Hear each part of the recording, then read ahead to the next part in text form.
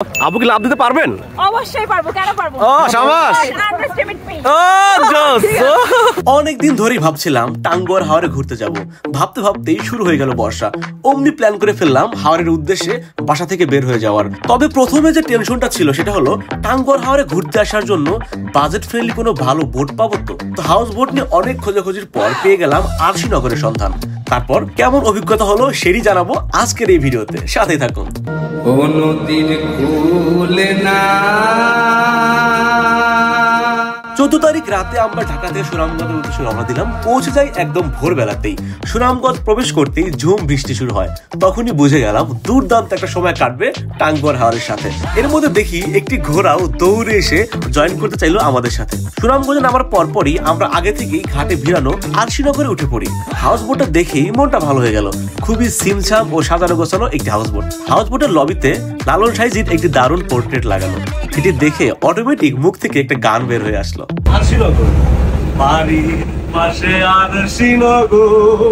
House বোটে check in করতেই আমাদের রিফ্রেশিং একটা ওয়েলকাম ড্রিঙ্কস দেওয়া হলো। সেটা খেয়ে পথের ক্লান্তি দূর হয়ে গেল অনেকটাই। এরপর যখন আমি হাউস বোটের ছাদে উঠলাম তখন আশেপাশের পরিবেশ দেখে সত্যি মনটা ভালো হয়ে গেল। ছাদের উপরে চারপাশে সুন্দর সুন্দর ফুলের টব রাখা আছে, পায়ের নিচে সুন্দর কার্পেট বিছানো, টেবিল ও বেঞ্চগুলো খুব সুন্দর করে সাজিয়ে রাখা হচ্ছে। চলুন এবার আমরা আমাদের রুম থেকে একটু ঘুরে আসি। রুমের মধ্যে ঢুকেই আমি বিছানার উপর দিলাম এক লাফ। হাউস বোটে এত সুন্দর একটা নরম কোমল সাজানো বিছানা থাকলে যা হয় আর কি। রুমের সাথে দুইটা বড় বড় খোলা জানালা, যেখান থেকে দারুণ ভাবে উপভোগ করা যাচ্ছিল বাইরের প্রকৃতি। উপরে বিশাল একটা ফ্যান, আয়না, চার্জিং পোর্ট, আর কি লাগে বলেন। এরপরে আমি চলে গেলাম অত্যন্ত গুরুত্বপূর্ণ একটা জিনিস, সেটা হলো ওয়াশরুমের খোঁজে। এবং ওয়াশরুম দেখে তো আমাদের চোখ ছাড়া বড় হয়ে গেল। ওয়াশরুম থেকে বাইরের এত দারুণ একটা ভিউ দেখতে দেখতে ওয়াশরুম করতে ভুলে যাবো কিনা সেটি ভাবতেছিলাম। আরো বড় চমক হলো এই ওয়াশরুমে ফ্যানও লাগানো আছে। এটা ছিল হাই কমোড ওয়ালা ওয়াশরুম। এর অপোজিটে আরো একটা লো কমোডের ওয়াশরুম আছে। হাউস বোটে ঘোরাঘুরি করার কিছুক্ষণের মধ্যেই চলে আসলো সকালের নাস্তা। ছেড়ে দিল হাউস বোটও। সকালের নাস্তায় ছিল চিকেন বিরিয়ানি, ডিম ভাজি, সালাদ সহ পেঁয়াজ ভর্তা। আশেপাশে এরকম মনোরম পরিবেশে এমন খাবার খেতে খেতে খুব আরাম লাগছিল। তাই শুধু বসে বসে খেয়ে পোষাচ্ছিল না, আমি একটু হাঁটতে হাঁটতে খেলাম, ঘুরতে ঘুরতে খেলাম। খাবারও ছিল আনলিমিটেড। তাই সকালেই লাঞ্চের মতো করে পেট ভরে খেয়ে নিলাম। খাবার দাবার শেষ করতে চলে গেলাম হাউস বোটের আমার সবচেয়ে পছন্দের জায়গা, একদম সামনের দিকে। ওখানে সুন্দর একটা দোলনাও রাখা আছে দেখলাম। বাহ, একটু দোল খেয়ে সামনের জায়গাটাতে বসতেই চলে আসলো চা। আহা, আর কি লাগে। এরপরে আমার ছাদে এসে শুয়ে একটু আকাশ দেখতে ইচ্ছা করলো। আমি শুয়ে পড়লাম সঙ্গে সঙ্গে, কারণ কবি বলেছেন 2 দিনের এই দুনিয়ায় যখন যেটা করতে ইচ্ছা করে সেটা করে ফেলবা, নয়তো পরে আর টাইম পাবা না। একটু পরে শুনতে পেলাম কোথা থেকে যেন গান ভেসে আসছে। পরে আবিষ্কার করলাম একটা রুমের মধ্যে কয়েকজন বন্ধু বান্ধব মিলে হাওরের পানি দেখতে দেখতে গানের আসর জমিয়েছে। আমিও জয়েন করে ফেললাম তাদের সাথে।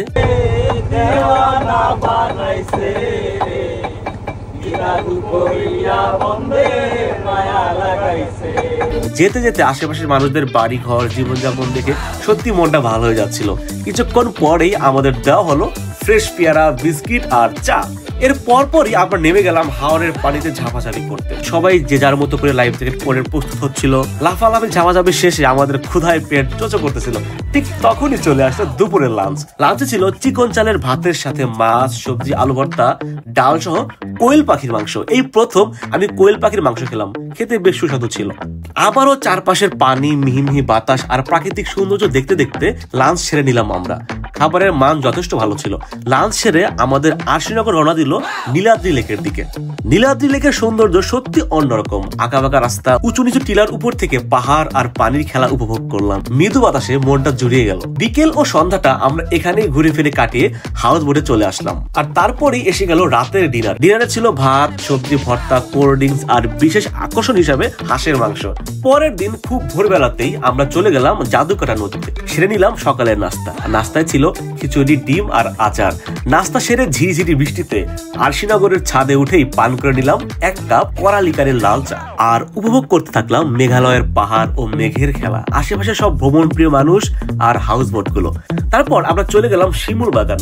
পুরো শিমুল বাগানটা ঘুরে দেখে শেষ করে হাউস বোটে চলে আসলাম। এসেই দেখি আমাদের জন্য লবণ মরিচ দিয়ে জাম মাখিয়ে রাখা হয়েছে। সেই সাথে আনলিমিটেড চা তো আছেই। কোন রকমের জাম টাম খেয়ে আমরা চলে গেলাম বারিক্কা টিলার উদ্দেশ্যে। বারিক্কা টিলার সৌন্দর্য আসলে সবকিছুকে যেন হার মানিয়ে ফেলছে। এত দুর্দান্ত ভিউ, শুধুমাত্র ভিডিওতে দেখিয়ে কিংবা কথা বলে এর সৌন্দর্য প্রকাশ করা যাবে না।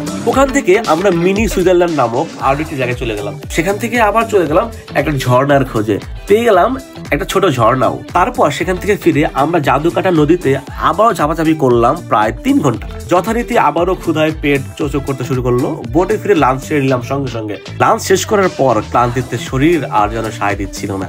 আশিনগরের রুমের মধ্যে বিশ্রাম নিতে নিতে আমরা টাঙ্গুয়ার হাওয়ার জার্নি শেষ করে চলে এলাম সুনামগঞ্জে, ঠিক যেখান থেকে হাউস বোটে উঠেছিলাম সেখানেই। যাই হোক, এই ছিল আমার সিম্পলের মধ্যে গর্জিয়াস একটা টাঙ্গুয়ার হাওয়ার ট্যুর। যারা হাওড়ে যাবেন ভাবছেন তারা এখনই দ্রুত বের হয়ে যেতে পারেন। এই সময়ের ওয়েদারটা জাস্ট দুর্দান্ত টাঙ্গুয়ার হাওরের জন্য।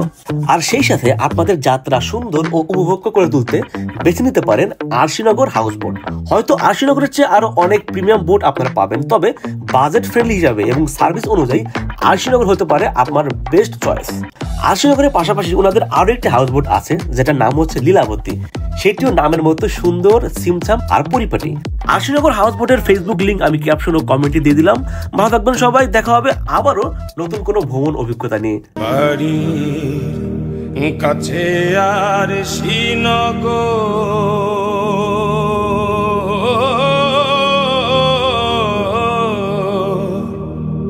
সেথায় এক